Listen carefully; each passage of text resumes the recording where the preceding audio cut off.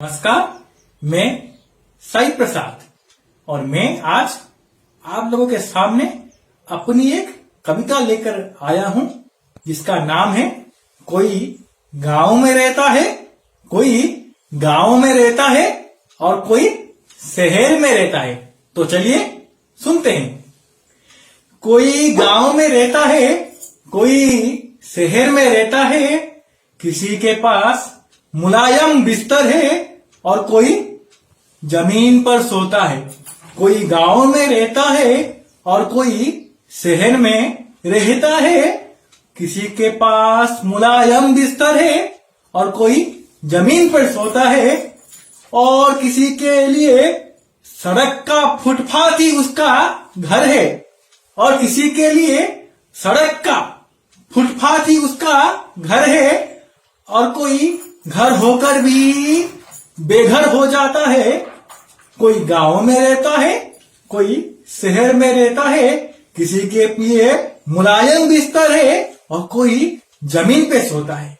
मेरे प्यारे भाई और बहनों, कोई गांव में रहता है, कोई शहर में रहता है, किसी के लिए मुलायम बिस्तर है और कोई जमीन पे सोता है, और किसी को मिलता है यहाँ उसका मनचाहा खाना, और किसी को मिलता है यहाँ उसका मनचाहा खाना, और कोई दो वक्त की रोटी के लिए तरसता है।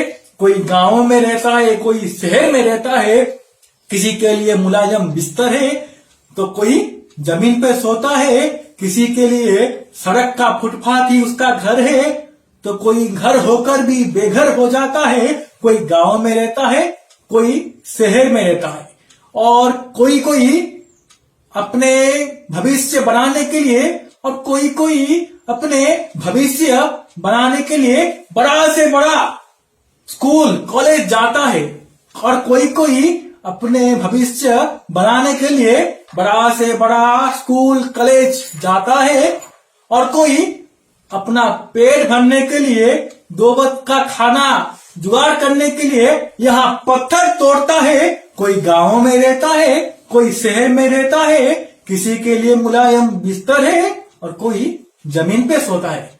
नमस्कार, कैसा लगा? कमेंट के माध्यम से और लाइक शेयर के माध्यम से हमको आपका प्यार देना। नमस्कार, धन्यवाद।